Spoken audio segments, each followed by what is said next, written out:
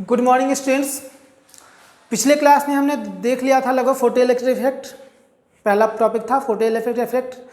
4 law इसमें बताए थे, मैंने वही बता दिया था। और जो इम्पोर्टेंट फार्मूला था मैंने Einstein's equations for photoelectric effects ये बताया था। ठीक है, ग्राफ भी ड्रॉ कर दिए थे। एक बार उसको समराइज कर देते हैं। सबसे पहले ये देखिए, सबसे पहले आइंस्टीन्स फोटोइलेक्ट्रिक इक्वेशन में जाइएगा तो टोटल एनर्जी जो लाइट की होती है दो भाग में मतलब यूज होती है। सबसे पहले वर्क फंक्शन में और दूसरा मैक्सिमम काइनेटिक एनर्जी में। समझ गए? जो भी लाइट मेटल पे पड़ता है उस लाइट की जो एनर्जी होती है वो दो भाग में यूज होती है। सबसे पहले इलेक्ट्रॉन को लिबरेट करने में, बाहर निकालने में, जो वो एनर्जी जितनी एनर्जी लेता है बाहर निकलने के लिए वो वर्क फंक्शन कहलाता है, यानी फाइनट। और जो बच गया रिमेनिंग वो काइनेटिक एनर्जी में कन्वर्ट हो जाता है। ठीक है, इसी को हम इक्वेशन लिखते हैं HF = HF nought plus EV nought, where kinetic maximum kinetic energy होता है वो EV नॉट होता है इलेक्ट्रॉन का। ठीक है, और हम आपको एक और बात बताते हैं कि इलेक्ट्रॉन में फोटोन की जो एनर्जी होती है वो जो HF होती है वेवलेंथ के टर्म में hc/λ होती है। ठीक है, और आपको बता दें कि यदि इलेक्ट्रॉन वोल्ट एनर्जी जो है इलेक्ट्रॉन वोल्ट में हो तो hc की वैल्यू 1242 लेते हैं और लैम्डा जो होता है वो नैनोमीटर में होता है, इन नैनोमीटर। याद रखिएगा, यदि एनर्जी इलेक्ट्रॉन वोल्ट में हो तो hc की वैल्यू 1242 हो जाती है। ठीक है, और कहीं कहीं लोग 1240 ले लेते हैं और लैम्डा जो होना चाहिए वो नैनोमीटर में होना चाहिए। ठीक है, तो इसी आधार पे मैंने एक क्वेश्चन दिया है कि एक फोटोन है, ठीक है ना, फोटोन है लाइट का, जिसकी एनर्जी है 5 इलेक्ट्रॉन वोल्ट। जिसकी एनर्जी है 5 इलेक्ट्रॉन वोल्ट। ये एक मेटल सरफेस पे पड़ता है। जैसे देखिए यहाँ पर हम यहाँ पर एक मेटल सरफेस बना दे रहे हैं ऐसे, लाइट इस पे पड़ा है ऐसे। लाइट की एनर्जी कितनी है?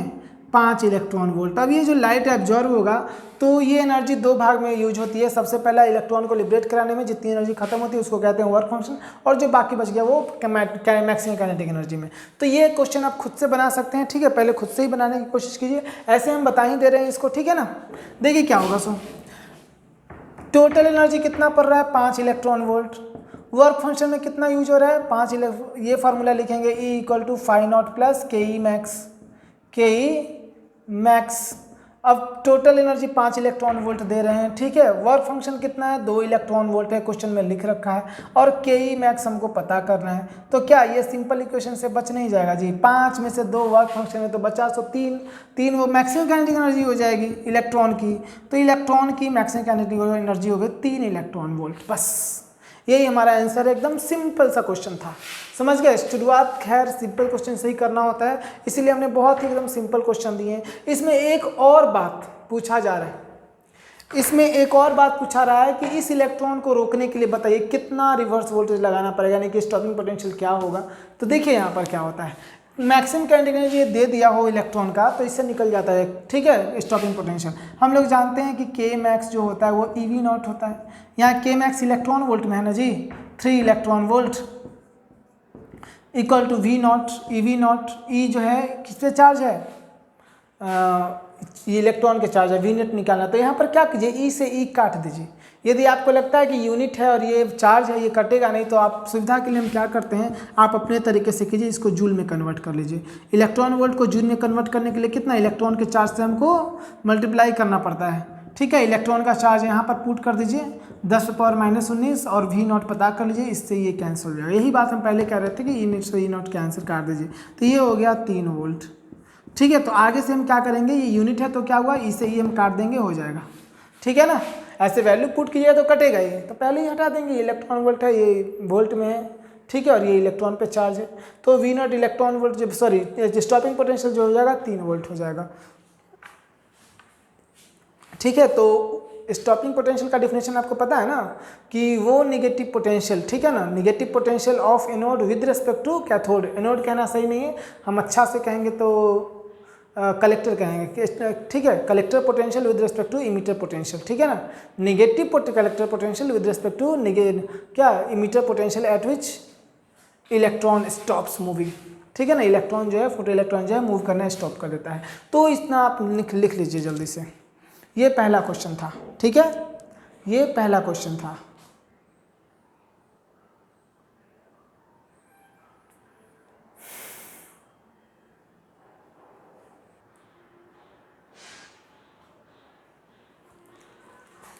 चलिए देखिए हमारा दूसरा क्वेश्चन। देखिए एक मेटल सरफेस है जिसका वर्क फंक्शन है 4 इलेक्ट्रॉन वोल्ट। इस पे जो है एक लाइट फॉल हो रहा है और उस लाइट का जो वेवलेंथ दे दिया है 124.2 नैनोमीटर है। तो बताइए इलेक्ट्रॉन, फोटो इलेक्ट्रॉन की मैक्सिमम काइनेटिक एनर्जी क्या हो सकती है और कॉरेस्पॉन्डिंग स्टॉपिंग पोटेंशियल भी कैलकुलेट कीजिए। ठीक है, तो सबसे पहले क्या करना है इस टाइप के क्वेश्चन में, पहले आप इसको बनाइए खुद से।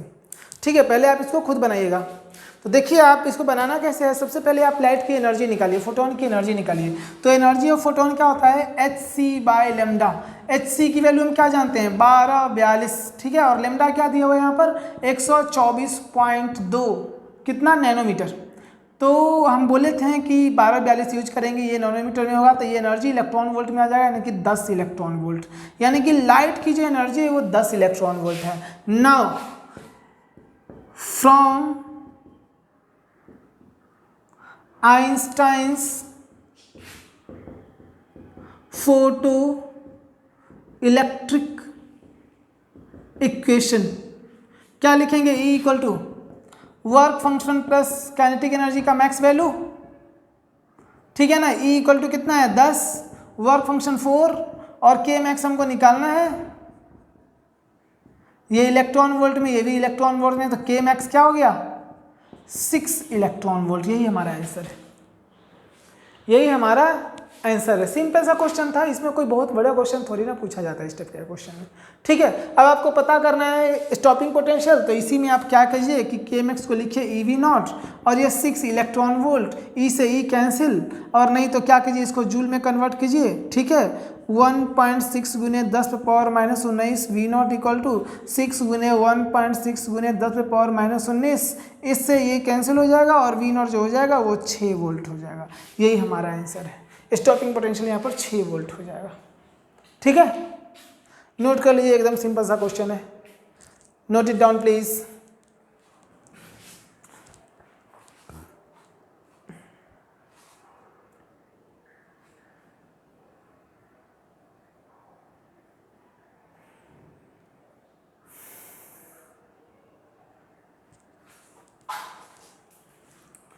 दस इलेक्ट्रॉन वोल्ट,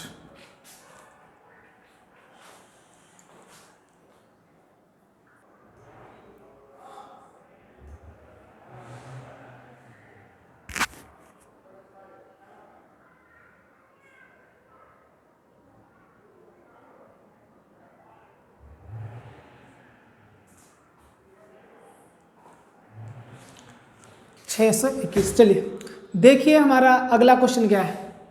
हमारा अगला क्वेश्चन है कि एक मेटल सरफेस पे एक लाइट फॉल होता है जिसका वेवलेंथ दे दिया है 621 नैनोमीटर। ठीक है, और क्या है कि मेटल का वर्क फंक्शन दे दिया है 4 इलेक्ट्रॉन वोल्ट। तो बताना है इमिटेड इलेक्ट्रॉन्स की मैक्सिमम काइनेटिक एनर्जी क्या होगी, मतलब फोटो इलेक्ट्रॉन्स की मैक्सिमम काइनेटिक एनर्जी क्या होगी। ठीक है, तो बनाइए आप लोग, एकदम सिंपल सा वैसा ही एकदम। देखिए सबसे पहले क्या करेंगे हम लोग, एनर्जी निकालेंगे। आज आप लोग पहले खुद से बनाने की कोशिश कीजिएगा।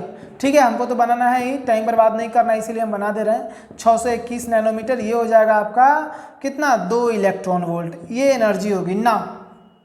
अब देखिए, अब इसमें सिंपल लॉजिक वाली बात है कि वर्क फंक्शन दिया है 4 इलेक्ट्रॉन वोल्ट। वर्क फंक्शन का डिफिनेशन क्या होता है, minimum energy required to emit electrons, यानी कि इलेक्ट्रॉन के इमिट करने के लिए कम से कम 4 इलेक्ट्रॉन वोल्ट चाहिए। और लाइट कितना सप्लाई कर रहा है 2 इलेक्ट्रॉन वोल्ट, है ना। 4 इलेक्ट्रॉन वोल्ट चाहिए और लाइट सप्लाई कर रहा है सिर्फ और सिर्फ 2 इलेक्ट्रॉन वोल्ट। इसका मतलब क्या, लाइट जो है इलेक्ट्रॉन को इमिट करा पाने में समर्थ नहीं है, कैपेबल नहीं है। और जब इलेक्ट्रॉन इमिट होगा ही नहीं तो उसकी काइनेटिक एनर्जी क्या होगी, होगी ही नहीं। ठीक है ना, hence the kinetic energy of the electron is 0। सीधे लिख देना कि no electrons will emit, hence the kinetic energy of the electrons will be 0। बस अपना लैंग्वेज लिखिएगा। ठीक है, since E less than work function, no electron will emit, hence K equal to 0। यही हो जाएगा हमारा आंसर, नोट कर लीजिए।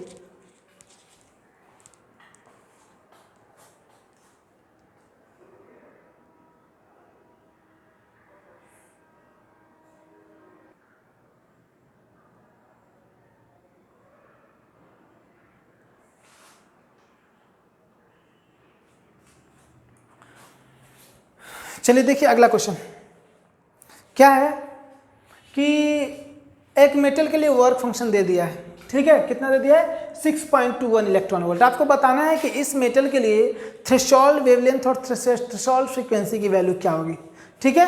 तो थ्रेशोल्ड वेवलेंथ का आपको फार्मूला डिफिनीशन आपको पता होगा, the maximum wavelength for which the electron can be emitted, the maximum wavelength for which the electron can be emitted from the metal surface is called threshold wavelength, और frequency the minimum frequency required to emit the electron from the metal surface, ठीक है। और formula क्या होता है जी, work function का formula होता है वेवलेंथ के टर्म में h c by lambda naught. तो यहाँ से लेमडा नॉट क्या हो जाएगा h c by phi nought. बोले थे कि लेमडा नॉट नैनोमीटर में तो एच सी 1242 हो जाता है, where phi nought electron volt में होना चाहिए 6.21 इलेक्ट्रॉन वोल्ट, ठीक है। तो ये आ जाएगा टोटल नैनोमीटर में।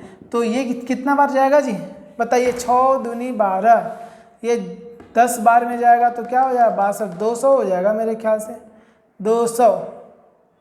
200 नैनोमीटर लैम्डा इक्वल टू, ठीक है, 200 नैनोमीटर हो जाएगा, यानी कि थ्रेशोल्ड वेवलेंथ जो हो गया वो 200 नैनोमीटर है।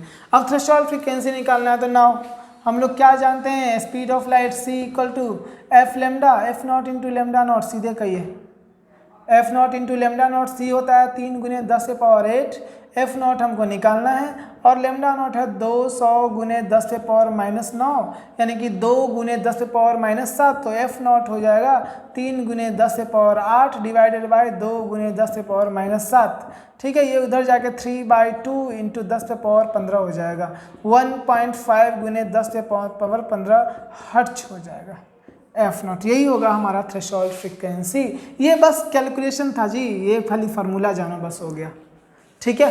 इलेक्ट्रोमैग्नेटिक वेव का स्पीड होता है ना c के बराबर, स्पीड ऑफ लाइट के बराबर, तो बस वहीं से निकल गया ये, ठीक है।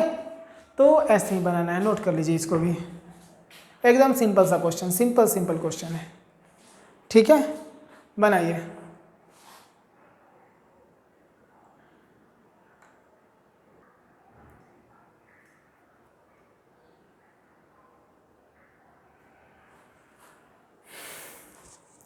चलिए देखते हैं हम लोग अपना अगला क्वेश्चन। देखिए एक लाइट है जिसके फोटोन की एनर्जी है 3 इलेक्ट्रॉन वोल्ट, ठीक है। लाइट की फ्रीक्वेंसी एफ दे दी है, इंटेंसिटी दे दिया है आई, कैपिटल आई, और एक मेटल सरफेस से फॉल होता है, और मेटल सरफेस के लिए वर्क फंक्शन है 1.2 इलेक्ट्रॉन वोल्ट। तो 2 क्वेश्चन पूछे जा रहे हैं, सबसे पहला मैक्सिमम काइनेटिक एनर्जी और दूसरा स्टॉपिंग पोटेंशियल। इसमें और भी क्वेश्चन हम देंगे, ठीक है, ये एकदम पैराग्राफ टाइप का क्वेश्चन है, इसमें और भी क्वेश्चन हम देंगे। पहले ये दोनों बनाइए, ए और बी 2 क्वेश्चन बनाइए पहले आप, ठीक है। आप हम बनाए से दे रहे हैं, लेकिन बनाइए आप, इस टाइप का क्वेश्चन पहले बना चुके हैं, ठीक है ना। पहले पूछ रहा है कि मैक्सिमम काइनेटिक एनर्जी, तो आप जानते हैं कि पहला का सॉल्यूशन कैसे होगा, ए का E equal to phi nought plus K max होगा, है ना। E कितना दे दिया क्वेश्चन में 3 electron volt, phi nought work function कितना दे दिया जल्दी बताइए 1.2 इलेक्ट्रॉन वोल्ट, और हमको निकालना है के मैक्स। तो के मैक्स मैक्सिमम काइनेटिक एनर्जी तो निकल जाएगा ना जी 1.8 इलेक्ट्रॉन वोल्ट, ठीक है। यही होगा हमारा आंसर, पहला का आंसर 1.8 इलेक्ट्रॉन वोल्ट। अब दूसरा पूछा है कि स्टॉपिंग पोटेंशियल निकालिए, तो के मैक्स को लिखेंगे e V naught equal to 1.8 electron volt, e से ई कैंसिल, वी नॉट हो जाएगा 1.8 वोल्ट, ठीक है। यही हमारा आंसर है 1.8 वोल्ट। 2 क्वेश्चन मैंने बना दिया, ठीक है, 2 क्वेश्चन मैंने बना दिया, नोट कर लीजिए इसको। तीसरा क्वेश्चन अभी लिखेंगे आगे, एकदम पैराग्राफ टाइप का, ये हम मिटाएंगे, जल्दी से नोट कर लीजिए इसको, वीडियो रोक कर नोट कीजिए, ठीक है। हम ये और ये मिटाएंगे अभी, इतना ऊपर का पैराग्राफ वहीं उतना ही रहने देंगे हम, ठीक है। नोट कीजिए इतना, पहला 2 क्वेश्चन बन गया, मैक्सिमम काइनेटिक एनर्जी और स्टॉपिंग पोटेंशियल हम मिटा रहे हैं, ठीक है। चलिए अब आते हैं नंबर सी पे। सी नंबर क्वेश्चन क्या है कि यदि फ्रीक्वेंसी को डबल कर दिया जाए, ठीक है ना, यदि फ्रीक्वेंसी को डबल कर दिया जाए तो बताइए वर्क फंक्शन क्या हो जाएगा, नया work function. Question number C, if the frequency of light, frequency of incident radiation is doubled, then how will work function, या यूं कहे then calculate new values of work function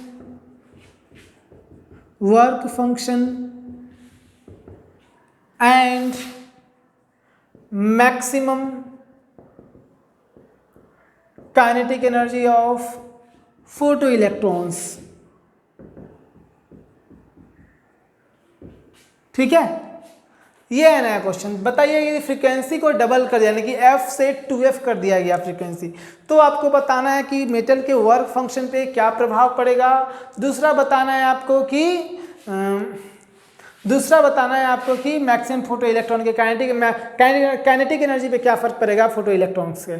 ठीक है, आप लोग पहले बनाइए, ऐसे हम बता दे रहे हैं सॉल्यूशन। देखिए सबसे पहली बात तो ये, किसी भी मेटल के लिए सॉल्यूशन बता रहे हैं, किसी भी मेटल के लिए, ठीक है ना, वर्क फंक्शन वो उसकी अपनी प्रॉपर्टी होती है, वो इंसिडेंट लाइट के किसी भी कैरेक्टरिस्टिक पे डिपेंड नहीं करता है, ना इंटेंसिटी पे, ना फ्रीक्वेंसी पे, किसी भी इंसिडेंट लाइट के किसी भी कैरेक्टरिस्टिक पर नहीं, ये मेटल का अपनी प्रॉपर्टी होती है। जब तक मेटल के प्रॉपर्टी में हम छेड़खानी नहीं करेंगे तब तक वर्क फंक्शन चेंज नहीं होगा। मेटल में कुछ मिलावट वगैरह नहीं करेंगे तब तक वर्क फंक्शन चेंज नहीं होगा। तो पहला क्वेश्चन का सोल्यूशन है सी में कि नया वर्क फंक्शन जो होगा फाई नॉट डैश, ठीक है, फाई नॉट डैश जो होगा वो फाई नॉट के बराबर ही होगा, मतलब कि 1.2 इलेक्ट्रॉन वोल्ट ही रहेगा। वर्क फंक्शन कभी चेंज नहीं होता है, ठीक है, वो अपना नेचर है मटेरियल का, जब तक मटेरियल का नेचर चेंज ना होगा वर्क फंक्शन चेंज नहीं होगा। ठीक है, उसके बाद पूछा है कि मैक्सिमम काइनेटिक एनर्जी क्या होगा,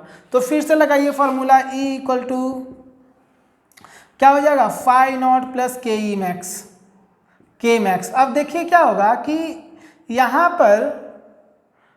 पर E मैक्स जो है ना, E का फॉर्मूला जो होता है वो H इंटू एफ होता है ना एनर्जी का। यहाँ पर H कांस्टेंट, लेकिन फ्रीक्वेंसी डबल हो गई, क्वेश्चन में लिखा है। जब फ्रीक्वेंसी डबल हो गई तो एनर्जी भी डबल हो गई, तो E डैश जो हो जाएगा वो 2E हो जाएगा। तो बताइए, तो पहला एनर्जी कितना था 3 इलेक्ट्रॉन वोल्ट, तो E डैश जो हो जाएगा वो 6 इलेक्ट्रॉन वोल्ट होगा। फाई नॉट तो वही रहेगा जी, कितना 1.2 और के ई मैक्स बदल जाएगा।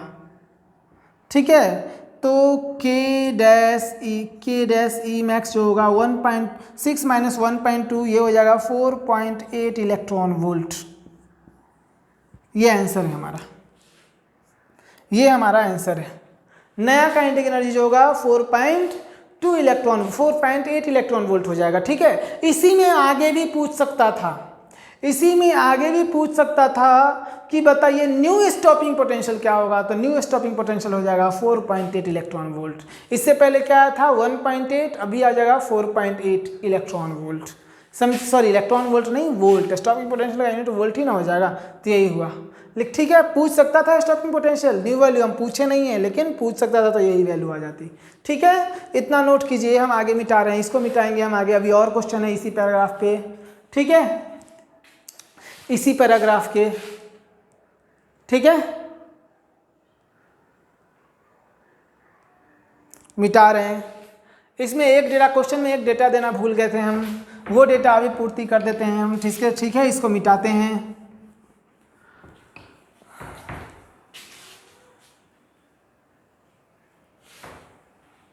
चलिए, वो डेटा क्या था, वो डेटा था the photo saturation current is 4 micro ampere. The saturation current is 4 micro ampere. ठीक है, चलिए D number question, if frequency is doubled then find the new value of saturation current। saturation current का new value पता कीजिए जब frequency को double कर दिया जाएगा, frequency of incident radiation. Incident radiation, किसकी फ्रीक्वेंसी?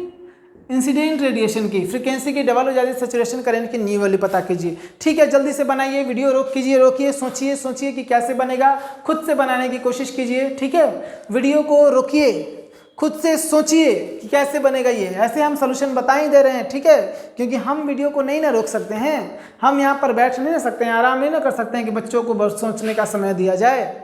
ये क्लास में हो सकता है, स्कूल में हो सकता है, ऑफलाइन मोड में हो सकता है, ऑनलाइन मोड में नहीं हो सकता। ठीक है ना, हम तो तुरंत क्वेश्चन लिखे हैं, तुरंत बताएंगे ही, लेकिन आपका ये कर्तव्य बनता है, ड्यूटी बनती है आपकी कि वीडियो को आप पॉज कीजिए, रोकिए उसे और बनाइए। चलिए हम सॉल्यूशन बता रहे हैं। देखिए, सैचुरेशन करंट आपको ग्राफ हम बताएंगे कि सैचुरेशन करंट जो होता है वो सिर्फ और सिर्फ इंटेंसिटी पे डिपेंड करता है। आपको हम बता चुके हैं पहले ही, और लॉ में बताए थे, लॉ में हम बताए थे कि सैचुरेशन करंट सिर्फ और सिर्फ लाइट के इंटेंसिटी पे डिपेंड करता है, फ्रीक्वेंसी पे डिपेंड नहीं करता है। फ्रीक्वेंसी बढ़ाने पर इलेक्ट्रॉन की काइनेटिक एनर्जी बढ़ती है, ऐसा नहीं कि नंबर ऑफ इलेक्ट्रॉन बढ़ता है। नंबर ऑफ इलेक्ट्रॉन पे डिपेंड करता है करंट, समझ गया? जितना ज़्यादा इलेक्ट्रॉन प्रोड्यूस होगा उतना ज़्यादा करंट होगा। ठीक है, लेकिन करंट तो बढ़ नहीं रहा है यहाँ फ्रीक्वेंसी बढ़ाने से, तो इलेक्ट्रॉन बढ़ नहीं रहा तो करंट भी नहीं बढ़ेगा, करंट वही का वही रहेगा। सबसे पहले कितना था? 4 माइक्रो एम्पियर था करंट, तो वही रहेगा। ठीक है, नो इफेक्ट विल, सीधे लिख दीजिएगा the saturation current be not affected. ठीक है ना, आई डैश जो होगा आई, कारण लिख दिया, since saturation current does not depend on the frequency of incident light। Incident light के फ्रीक्वेंसी पे डिपेंड नहीं करता है, 4 माइक्रो एम्पियर आंसर रहेगा। ठीक है, नोट कर लीजिए, एक लाइन इतना लिख दीजिए, हो गया बस। जल्दी से लिखिए, हमको और क्वेश्चन देने हैं, ये डी नंबर क्वेश्चन हुआ, इसी पर और क्वेश्चन देने हैं हमको। ठीक है, जल्दी से नोट कीजिए। चलिए अगला क्वेश्चन देते हैं, अब मिटा रहे हैं इसको, वीडियो को रोककर खुद से आपको रोकना था। ये डी नंबर क्वेश्चन था, चलिए अब ई नंबर क्वेश्चन देते हैं आपको इसमें।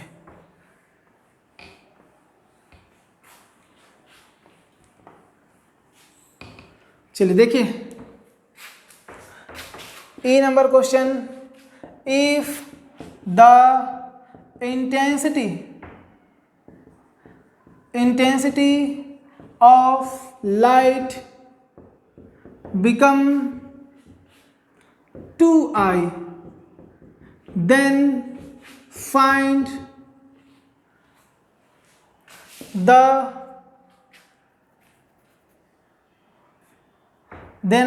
the saturation current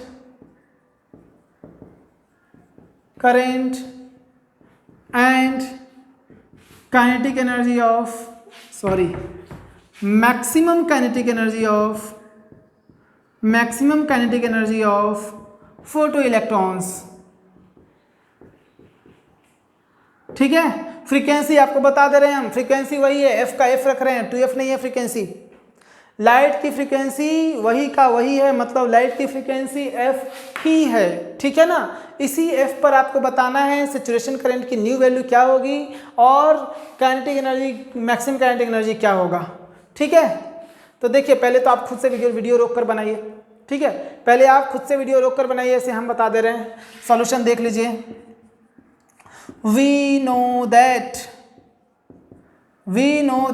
करंट जो होता है directly proportional to intensity of light, मतलब कि I2/I1 जो होगा वो I2/I1 हो जाएगा।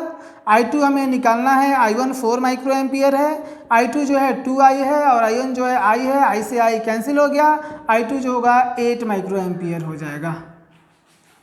ठीक है, तो न्यू सैचुरेशन करंट जो होगा वो 8 माइक्रो एम्पियर हो जाएगा, यानी कि इंटेंसिटी ऑफ लाइट डबल, तो सैचुरेशन करंट भी हो जाएगा double.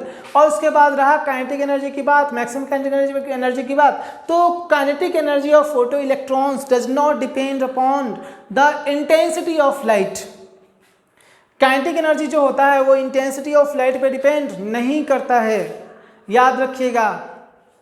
Kinetic energy of light जो होता है वो इंटेंसिटी ऑफ लाइट पे डिपेंड नहीं करता है, इसीलिए no there is no effect on kinetic energy of electron. The kinetic energy of electron remains same, that is 1.8 electron volt. इससे पहले कैलकुलेटर किए थे ना जी कि मैक्स काइनेटिक एनर्जी कितना गया था, 1.8 इलेक्ट्रॉन वोल्ट, पहला ही क्वेश्चन में बताए थे इसमें, है ना। तो ये वही का वही रहेगा, काइनेटिक एनर्जी पे कोई फर्क नहीं पड़ेगा। नोट कर लीजिए इसको भी जल्दी से।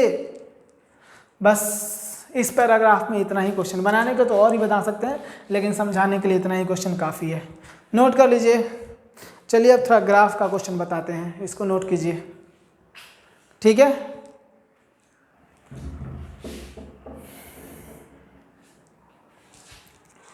नोट कर लीजिए।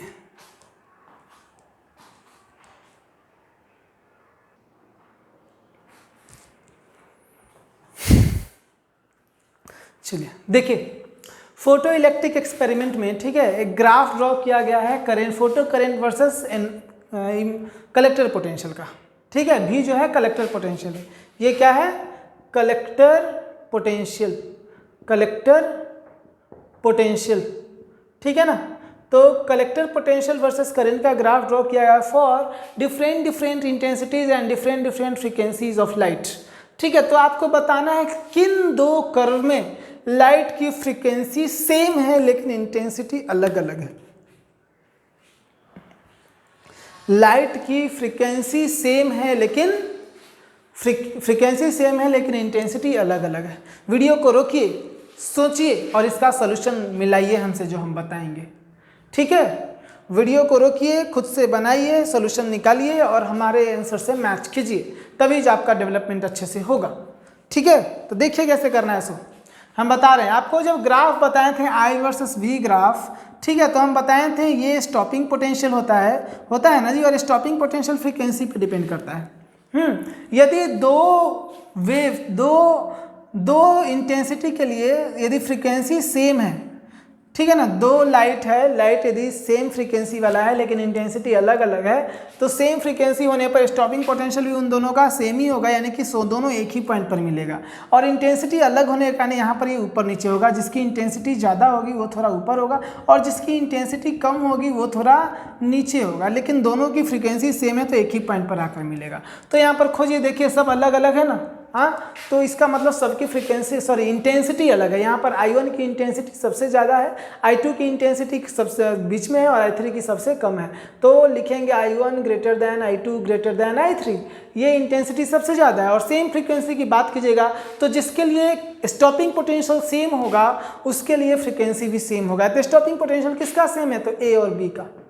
स्टॉपिंग पोटेंशियल किसका सेम है, A और B का। तो A और B वैसे कर्व है जिसके फ्रीक्वेंसी सेम है लेकिन इंटेंसिटीज डिफर है, ठीक है ना, इंटेंसिटी डिफरेंट है, अलग अलग है लेकिन फ्रीक्वेंसी सेम है, ठीक है ना। तो यही हमारा आंसर है, A और B are the two curves for which they have same frequencies but different intensities. ये अपना लिख लीजिएगा खुद से। तो नोट कर लीजिए, आंसर आपके सामने है, A और B का सेम फ्रीक्वेंसी बट इंटेंसिटीज अलग है, यही हमारा आंसर है। नोट कर लीजिए इसको, हम अगला क्वेश्चन अब बताते हैं, ठीक है, नोट कीजिए।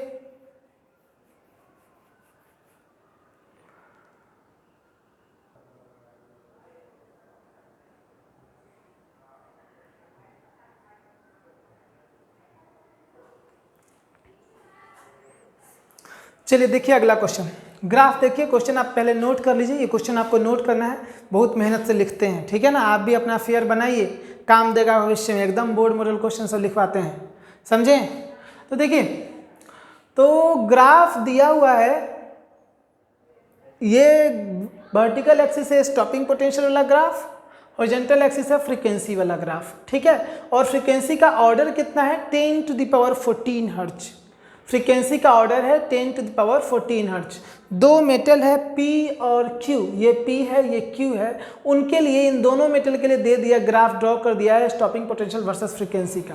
आपको पता होना चाहिए, मेटल चाहे कोई भी हो, उनके लिए स्लोप जो होता है H/E होता है, कांस्टेंट होता है, नहीं दोनों लाइन पैरेलल होंगे, ठीक है। तो ग्राफ को देखते हुए आपको बताना है, ग्राफ को देखते हुए आपको बताना है, ये फ्रीक्वेंसी वाला ग्राफ है, कि पहला क्वेश्चन कि किस मेटल का वर्क फंक्शन हायर है, ठीक है। तो वर्क फंक्शन का क्या फॉर्मूला होता है जी, वर्क फंक्शन होता है h इंटू एफ नॉट, मतलब कि जिसका एफ नॉट ज़्यादा होगा उसका वर्क फंक्शन भी ज़्यादा होगा, यानी जिसके लिए थ्रेशोल्ड फ्रीक्वेंसी ज़्यादा होगी उसके लिए वर्क फंक्शन भी ज़्यादा होगा ना। तो आपको बताए थे कि stopping potential versus frequency graph में हम थ्रेशोल्ड फ्रीक्वेंसी कैसे पता करते हैं, बताइए। Stopping potential versus frequency graph में हम आपको बताए थे थ्रेशोल्ड फ्रीक्वेंसी कैसे प्राप्त करते हैं, ये फ्रीक्वेंसी पे जो कट पॉइंट होता है, इंटरसेक्शन पॉइंट होता है, यही थ्रेशोल्ड फ्रीक्वेंसी होगा। यानी कि मेटल P के लिए थ्रेशोल्ड फ्रीक्वेंसी है 3 × 10⁻14 हर्ट्ज और मेटल Q के लिए थ्रेशोल्ड फ्रीक्वेंसी है 6 × 10⁻14 हर्ट्ज। यानी कि मेटल Q के लिए थ्रेशोल्ड फ्रीक्वेंसी ज़्यादा है, मेटल Q के लिए थ्रेशोल्ड फ्रीक्वेंसी ज़्यादा है, इसीलिए वर्क फंक्शन भी ज़्यादा होगा। तो पहला का आंसर क्या है, आंसर मेटल P, पहला का आंसर है मेटल P नहीं, मेटल Q की थ्रेशोल्ड फ्रीक्वेंसी ज़्यादा है, इसीलिए वर्क फंक्शन भी ज़्यादा होगा। Determine the work function of the metal which has higher value, तो मेटल Q होगा, ठीक है ना। और निकालना भी है कि कितना होगा वर्क फंक्शन, तो निकाल लेते हैं अभी वर्क फंक्शन। यहाँ पर दिख रहा होगा आपको, यहाँ पे दिख रहा होगा आपको, ठीक है। तो यहीं पर हम बताते हैं। तो वर्क फंक्शन जो होता है वो एच एफ नॉट होता है, h की वैल्यू होती है 6.63 × 10⁻−34 और एफ नॉट की वैल्यू दे रखी है कितना, 6 × 10⁻14। अब इसको सॉल्व कर लीजिए जी आप, 34 में से 14 कटे तो कितना हो जाएगा, -20 हो जाएगा। यानी कि 6 × 18, 6 × 36, 37 और 6 × 6 = 36 और 6 × 3 = 19, 39।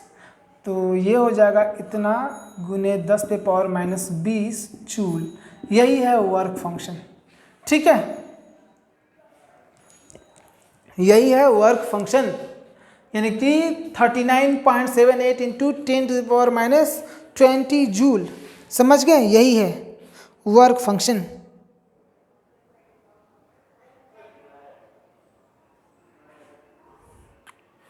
ठीक है, ये जूल में हो गया आंसर। यदि इलेक्ट्रॉन वोल्ट में पूछता तो इलेक्ट्रॉन के चार्ज से क्या करिएगा, डिवाइड कर दीजिएगा, ठीक है ना।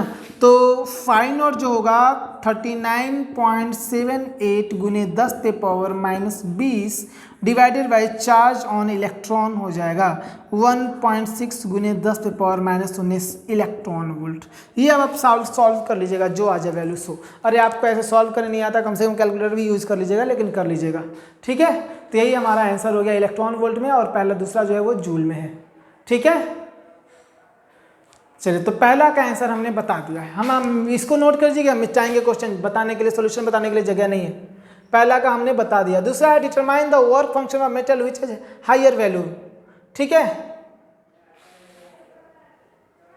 तो कर तो दिए, क्यू का थ्रेशोल्ड फ्रीक्वेंसी ज़्यादा है, लगता है हम क्या है 21 में सब का आंसर बता दिए। इसका आंसर थोड़ी ना क्यू होगा जी, इसका आंसर होगा क्यू फर्स्ट का, इसका आंसर तो हम यहाँ बता ही दिए फाइंड आउट। तीसरा का देखते हैं, तीसरा का find the maximum kinetic energy of photo electrons emitted by light of frequency 8 × 10⁻14 hertz for this metal. यानी कि फ्रीक्वेंसी जो दे दिया है इंसिडेंट लाइट का 8 × 10⁻14 हर्ट्ज है, ठीक है। और बोल रहा है मैक्सिमम काइनेटिक एनर्जी निकालिए। तो ऐसा क्वेश्चन तो हम करवाते आ रहे हैं शुरू से आज, है कि नहीं। तो हम मिटाते हैं जरा ऊपर के दोनों क्वेश्चन को। मैक्सिमम काइनेटिक एनर्जी, इसको मिटाते हैं, ऊपर के दोनों क्वेश्चंस को।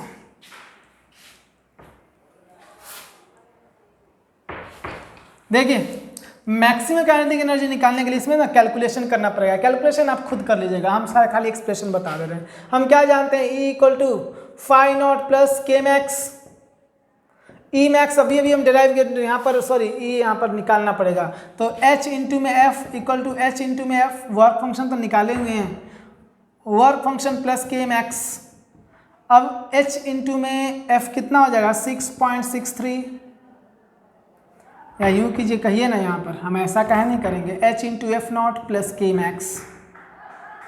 तो मैक्सिमम काइनेटिक एनर्जी जो हो जाएगा वो हो जाएगा क्या जी, H × में इधर F - F0, H × में F यहाँ पर कितना दे दिया है 8 × 10⁻14 माइनस एफ नॉट कितना है 6 गुने 10 के पावर 14, इसको सॉल्व कर लीजिएगा 6.63 गुने 10 के पावर माइनस 34, इसमें 10 के पावर 14 कॉमन ले लिए और 8 में से 6 घट गया तो 2 हो गया। अब इसको सॉल्व कर लीजिएगा, ये जो होगा जूल आंसर हो जाएगा के मैक्स इक्वल टू।